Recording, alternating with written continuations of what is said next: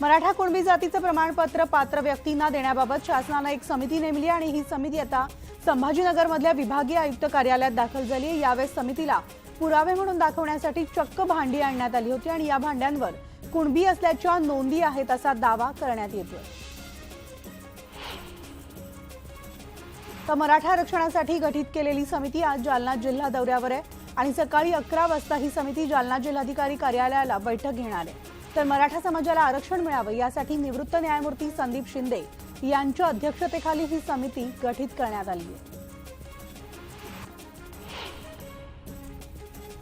14 ऑक्टोबरला जालन्यामधील अंतरवाली सराटी इथं होणाऱ्या सभेच्या अनुषंगानं बीड जिल्ह्यातून जाणाऱ्या धुळे सोलापूर महामार्गावर वरील वाहतूक वळवण्यात आली।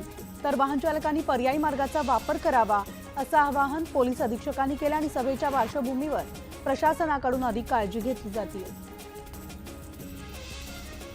कोल्हापूरच्या हद्दवाढी विरोधामध्ये आता पुन्हा एकदा प्रस्तावित 18 गावातील ग्रामस्थांनी विरोध दर्शवलाय।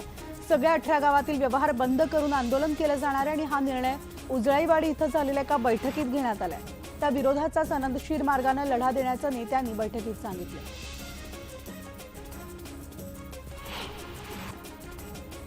ज्या राहुल गांधींना लहान निर्णय घेता येत नाही ते देशाचं नेतृत्व काय घेणार असा सवाल वंचित बहुजन पक्षाचे अध्यक्ष प्रकाश आंबेडकर यांनी केलाय। आधी निर्णय घ्यायला शिका आणि मग देशाचं नेतृत्व करण्याचा विचार करा असा टोलाही त्यांनी लगावलाय। तसंच आगामी काळात इंडिया आघाडी किती टिकू शकेल याबाबत प्रश्नच असल्याचं त्यांनी म्हटलंय। नागपूरमध्ये काँग्रेस कमिटीची आज बैठक होणार आहे। प्रदेशाध्यक्ष नाना पटोले यांच्या उपस्थितीत ही बैठक पार पडणार आहे। तर या बैठकीमध्ये आगामी निवडणुकीच्या पार्श्वभूमीवर चर्चा होण्याची शक्यता आहे। राष्ट्रवादी काँग्रेसचे अध्यक्ष शरद पवार आजपासून विदर्भाचा दौरा करणार आहेत आणि अकोल्यामध्ये क्रिकेट क्लब मैदानावर होणाऱ्या महामेळाव्याला ते उपस्थित राहणार आहेत। तर या कार्यक्रमाला व्हिडिओ कॉन्फरन्सिंगद्वारे केंद्रीय मंत्री नितीन गडकरी सुद्धा उपस्थित असतील।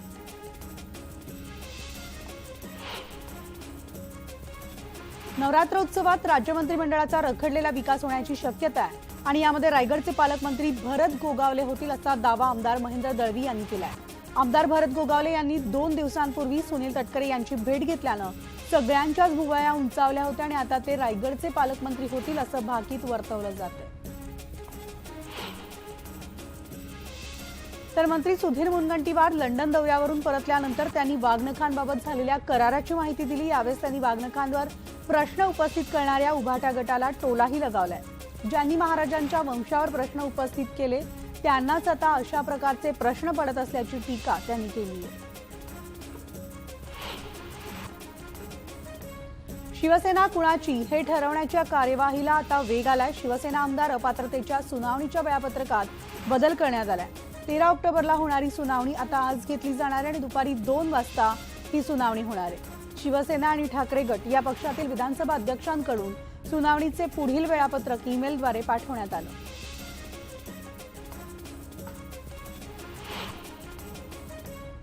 तर आपण सुप्रीम कोर्टाच्या वर आहे असं दाखवण्याचा प्रयत्न विधानसभा अध्यक्ष करत असल्याची टीका चंद्रकांत खैरेंनी केली आहे। आमदार अपात्रता सुनावणी प्रकरणी आता अध्यक्षांकडून वेळकाढूपणा सुरू असल्याचा आरोप सुद्धा खैरेंनी केलाय।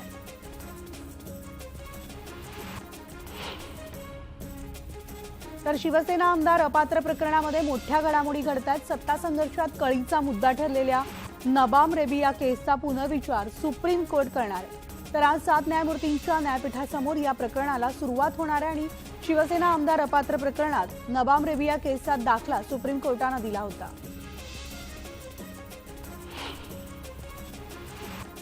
राज्याचे मुख्यमंत्री एकनाथ शिंदे यांना जिवे मारण्याचा कट मातोश्रीवरून रचला गेला असा गंभीर आरोप शिवसेना आमदार संजय गायकवाड यांनी केलाय।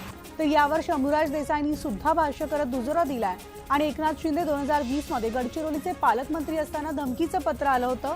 यावेळेस त्यांची सुरक्षा वाढवता येणार नाही असं सांगत ठाकरेंनी सुरक्षा देण्याबाबतच्या पत्रावर सही केली नसल्याचा दावा शंभूराज देसाईंनी केलाय। तर उबाठा गटानं हे आरोप फेटाळून लावलेत।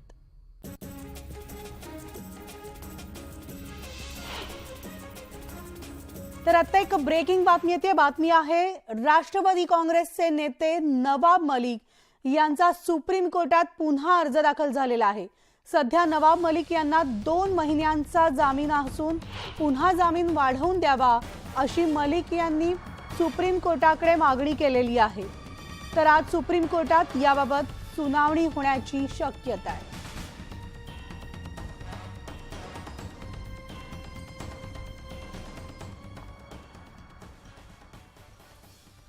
तर आणखी एक ब्रेकिंग बातमी आहे। राज ठाकरे हे आता मुख्यमंत्र्यांची भेट घेणार असल्याचं कळतंय। सह्याद्री अतिथीगृहात भेट होणार आहे। टोल दरवाढी संदर्भात चर्चा होण्याची शक्यता आहे। तर आता आणखी एक ब्रेकिंग बातमी ती म्हणजे राज ठाकरे मुख्यमंत्र्यांची भेट घेणार असल्याचं कळतंय। सह्याद्री अतिथीगृहात ही भेट होणार असून टोल दरवाढी संदर्भात चर्चेची शक्यता वर्तवली जातीये। आमचे प्रतिनिधी विशाल पाटील आपल्या सोबत आहेत। विशाल, साधारण किती वाजता ही भेट होणार आहे? राज ठाकरे आणि मुख्यमंत्र्यांची भेट म्हणजे टोल दरवाढ संदर्भातली भेट असणार आहे का? मनाली, नक्कीच। खरं तर मनसे अध्यक्ष राज ठाकरे हे टोलच्या मुद्द्यावरनं आक्रमक झालेले आपल्याला पाहायला मिळाले होते। काही दिवसांपूर्वी त्यांनी पत्रकार परिषद सुद्धा घेतली होती आणि या पत्रकार परिषदेत त्यांनी इशारा सुद्धा दिला होता। मुख्यमंत्र्यांची भेट घेतल्यानंतर पुढची भूमिका जी आहे ही ठरवली जाईल, अशा पद्धतीचं त्यांनी वक्तव्य जे आहे हे पत्रकार परिषदेत केलं होतं। आणि आज दुपारी 4 वाजता मनसे अध्यक्ष राज ठाकरे मुख्यमंत्री एकनाथ शिंदे यांच्या भेटीसाठी वर्षा बंगला येथे जाणार आहेत आणि या टोलच्या प्रश्नावरची एक महत्त्वाची बैठक मुख्यमंत्र्यांसोबत होणार आहे। त्यामुळे दुपारी 4 नंतर मनसेनं जो टोलचा प्रमुख मुद्दा हातात घेतलेला आहे, याला आता मुख्यमंत्र्यांकडनं कसा पद्धतीनं प्रतिसाद मिळतो हे पाहणं अधिक महत्त्वाचं असणार आहे। कारण का मनसे अध्यक्ष राज ठाकरे यांनी थेट इशारा दिलाय, जर याच्यातनं तोडगा निघाला नाही तर मात्र आम्ही टोल नाके जाळून टाकू, अशा पद्धतीचा इशारा जो आहे हा त्यांनी सरकारला दिला होता। आणि त्या अनुषंगानं आज मुख्यमंत्र्यांसोबत त्यांची 4 वाजता बैठक आहे। या बैठकीमध्ये नेमका काय तोडगा निघतो या संपूर्ण टोल प्रश्नावरती हे पाहणं अधिक महत्त्वाचं आहे। मात्र मनसे अध्यक्ष राज ठाकरे यांची दुपारी 4 वाजता मुख्यमंत्र्यांसमवेत बैठक आहे। म्हणाली विशाल, धन्यवाद या सविस्तर माहितीसाठी। आणि यानंतर पुन्हा वळूयात बातमी 36 जिल्ह्यांची। आदर्श नागरी सहकारी पतसंस्थेमध्ये 202 कोटींच्या घोटाळ्याचा मुख्य आरोपी देविदास अधाने अखेर पोलिसांच्या हाती लागलाय आणि नातेवाईकाला भेटण्यासाठी येणार असल्याचं कळताच पोलिसांनी त्याला शिताफीनं पकडलं आणि या घोटाळ्याकडे दुर्लक्ष करण्यासाठी मानकापेकडून सहकार उपनिबंधक कार्यालयामधील अधिकाऱ्यांना दरवर्षी टोकन जायचं अशी धक्कादायक कबुली त्यानं पोलिसांना दिली आहे।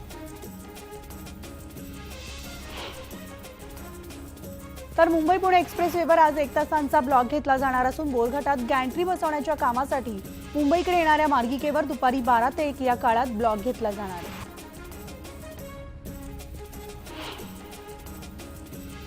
तर नेरूळ उरण या बहुचर्चित रेल्वे मार्गावरील सगळ्या स्थानकांची कामं येत्या लोकसभा निवडणुकीच्या आचारसंहितेपूर्वी पूर्ण करावीत अशा स्वरूपाच्या सूचना राज्य सरकारकडून सिडकोला मिळाल्याचं विश्वसनीय वृत्त आहे। आणि या रेल्वे मार्गावरील उल्वे उपनगराच्या परिक्षेत्रात मोडत असलेल्या 2 स्थानकांची कामं पुढील 4 महिन्यात पूर्ण करण्याची लगबग सिडको आणि रेल्वेच्या वर्तुळात सुरू झाली आहे।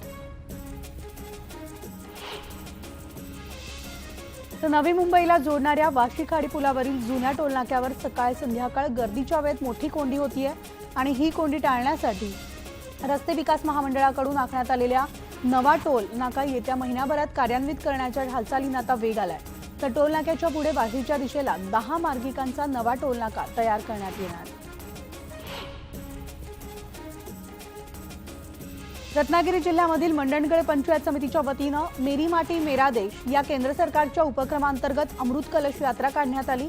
तर ढोल ताशांच्या गजरात काढण्यात आलेल्या या मिरवणुकीमध्ये नागरिक पारंपरिक वेशभूषेत सहभागी झाल्याचं पाहायला मिळालं। मुंबईमधील मुलुंड भागामध्ये मराठी महिलेला अमराठी कुटुंबाकडून घर नाकारण्यात आलं होतं। या पार्श्वभूमीवर मुंबईतील मराठी कुटुंबियांसाठी काही घरं आरक्षित ठेवण्याचं बंधन घालावं अशी मागणी आता पार्ले पंचम या सामाजिक संस्थेनं मुख्यमंत्री एकनाथ शिंदे यांच्याकडे केली आहे। नवीन इमारतीची खरेदी विक्री सुरू करताना पुढील वर्षभर इमारतीमधील 50% घरं ही मराठी कुटुंबियांसाठी आरक्षित ठेवावीत अशी मागणी त्यांनी केली आहे। रखडलेला बांधकाम प्रकल्प शोधून संबंधित विकासकांना शेवटची संधी देण्याचा निर्णय झोपडपट्टी पुनर्वसन प्राधिकरणानं घेतला आणि त्या अंतर्गत आता पुणे आणि पिंपरी चिंचवडमधील सुमारे 22 प्रकल्पांना प्राधिकरणानं नोटीस बजावली आहे। त्यानंतर आता हे प्रकल्प मार्गी न लावल्यास प्राधिकरण प्रकल्प ताब्यात घेऊन तो पूर्ण करण्यासाठी प्रयत्न करणार आहे। गेल्या वर्षभरापासून बांधकाम परवाना ऑनलाईन देण्याचे निर्देश राज्य शासनानं संभाजीनगर मनपाला दिले होते. त्यामुळे आता बांधकाम परवानगी देण्याची गती मंदावली होती आणि आता छोट्या मोठ्या त्रुटींकडे दुर्लक्ष करण्याच्या सूचना नगररचना विभागाला मिळताच मागील 6 महिन्यांपासून प्रलंबित असलेल्या 939 पैकी 600 बांधकामांना परवानगी देण्यात आली आहे.